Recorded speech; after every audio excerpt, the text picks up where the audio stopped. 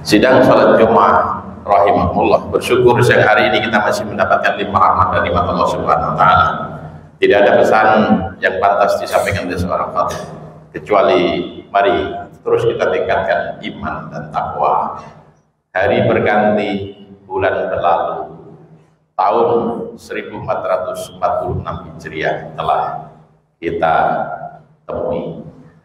Karena itu tidak ada yang harus kita tingkatkan kecuali iman. Dan Muharram ini, bulan baru di tahun baru ini adalah bulan hijrah keimanan. Ketika umat Islam bersama dengan baginda Nabi Muhammad SAW menyebarkan dakwah Islam di Mekah dan tidak mendapatkan penerimaan yang baik, maka Allah memerintahkan para sahabat untuk hijrah, berangkat dari Mekah menuju ke Madinah. Tetapi setelah peristiwa hijrah itu, Rasul yang mulia bersabda, la hijrata ba'da amih hada.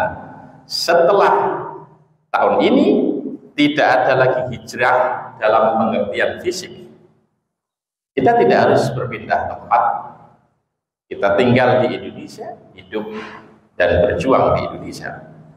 Maka apa relevansi hijrah yang tahun baru Muharram ini selalu kita peringati?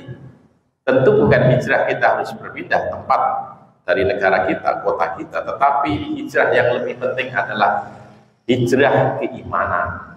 Karena itulah di khutbah yang singkat ini kita akan sampaikan bagaimana kita bisa meningkatkan iman dengan datangnya tahun baru Hijriah ini 1446, supaya kita termasuk bagian orang yang beruntung. Rasul yang mulia bersabda, satu-satunya indikator atau tanda orang beruntung adalah ketika hari ini lebih baik ketimbang kemarin, besok harus lebih baik ketimbang hari ini. Begitu juga tahun 1446 yang baru kita jalani beberapa hari ini, pastikan lebih baik ketimbang tahun lalu 1445. Karena itulah beberapa peristiwa yang pernah terjadi di bulan Muharram pantas untuk kita ingat, mereview bahwa kekasih-kekasih Allah telah mendapatkan pertolongan dari Allah justru karena kekuatan iman. Nabi Musa alaihissalam, masyhurul muslimin rahimahullah, kalau kita lihat sejarah hidupnya, harusnya tidak boleh lagi di antara kita menyesali hidupnya atau sedih atas kondisi di mana kita hari ini. Karena tidak ada orang yang hidupnya lebih nelongso ketimbang Nabi Musa. Kebayang bagaimana baru lahir, tidak mendapatkan kasih sayang dari orang tuanya, tetapi demi menyelamatkan nyawanya, dia harus dihanyutkan di sungai Nil. Dan begitu dia tumbuh dewasa, dia dapat perintah Allah, idhab ila fir'auna innahu tagha. Wahai Musa, berangkatlah, datang ke Fir'aun, karena dia seorang raja yang zalim. Sejak kecil dia dipelihara, dididik di dalam pengasuhan kerajaan Fir'aun. Begitu dia sudah dewasa, suruh melawan ayah angkatnya sendiri. Maka apa yang terjadi? Tanpa tentara, tanpa bala bantuan, dibawalah ribuan umatnya menyeberangi Laut Merah, dan tentu saja dikejar dengan ratusan ribu tentara Fir'aun sampai berada di tepi pantai. Maka tidak ada tempat lari. Ainal mafar, kemana lagi engkau mau berlari? Al-bahru amamakum, samudra lepas di depanmu. Wal aduwu wara'akum. Begitu tengok ke belakang, ratusan ribu tentara dengan senjata lengkap. Kalau kita di posisi Fir'aun, kalau kita berada di posisi Nabi Musa dikejar ratusan ribu tentara Fir'aun, bisa jadi kita putus asa. Tetapi sekali lagi inilah raksasa-raksasa iman yang harus kita ambil pelajaran dan kita jadikan teladan. Dengan keteguhan hati, tidak pernah mengeluh, maka ketika perintah untuk melemparkan tongkat kayu itu, dilemparlah tongkat kayu dan samudra itu berubah menjadi jalan, maka Nabi Musa dan ribuan umatnya bisa menyeberangi. Maka ketika tentara Fir'aun itu mengejar di tengah-tengah laut, kembali jalan itu berubah menjadi laut, maka Fir'aun dan bala tentaranya tenggelam di Laut Merah. Sampai hari ini jasad Fir'aun yang asli masih utuh disimpan di museum Kairo, Mesir.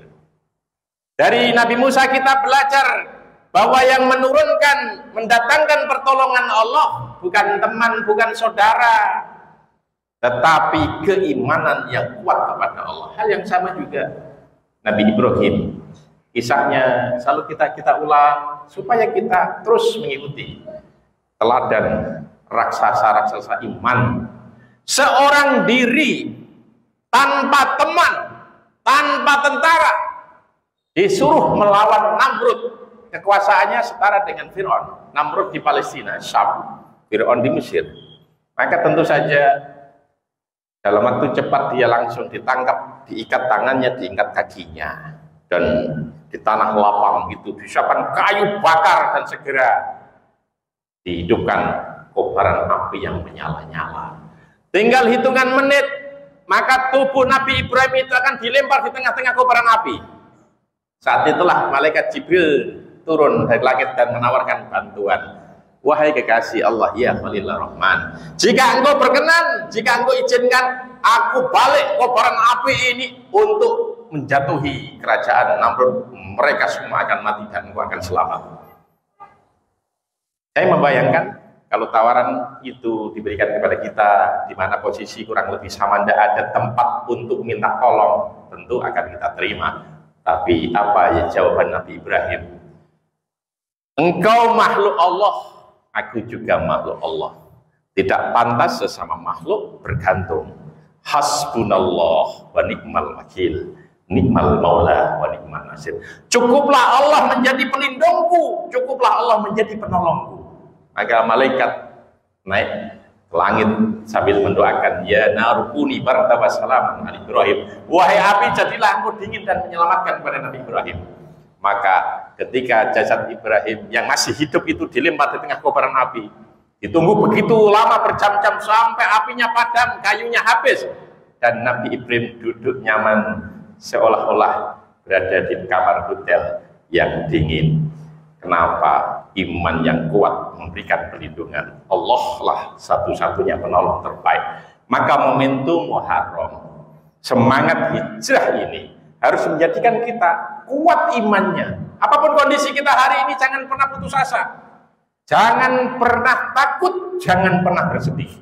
Musa dibantu oleh Allah karena imannya kuat, Ibrahim ditolong oleh Allah karena imannya kuat. Begitu juga Nabi Muhammad ketika keluar dari rumahnya untuk pergi berhijrah dari Mekah ke Madinah, singgah beberapa malam di Jabal Sur, guanya kecil, naik gunung berbatu, dan di dalam itu hanya cukup untuk 2 orang ditemani oleh sahabat setia Abu Bakar As-Siddiq.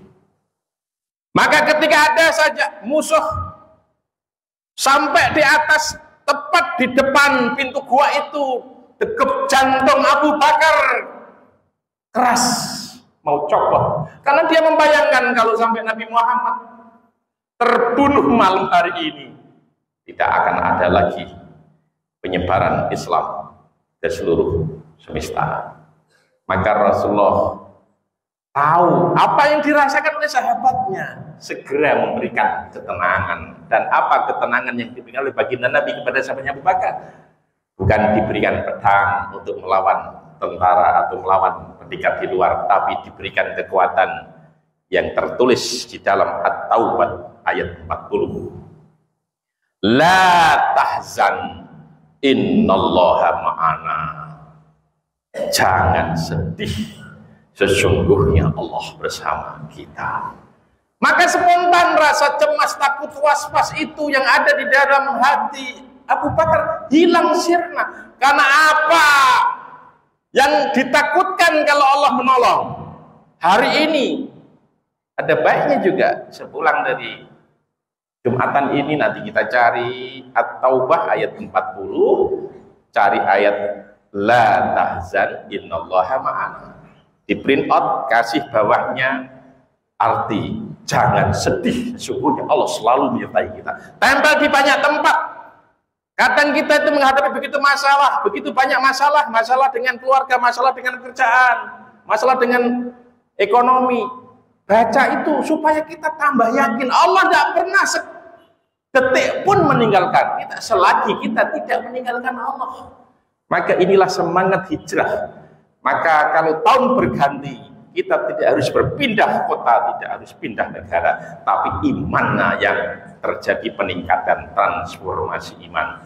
Semoga dengan semangat ini dari hari ke hari kita selalu diberikan tambah iman, tambah takwa, maka kehidupan kita akan diberikan berkah, keluarga berkah, rezeki berkah, fiddin wa dunya wal akhirah. Barakallahu li wa lakum fil Qur'anil azim wa nafa'ani wa iyyakum bima fihi min ayati wa dzikril hakim wa taqabbal minni wa minkum tilawatahu innahu wal ghafurur rahim.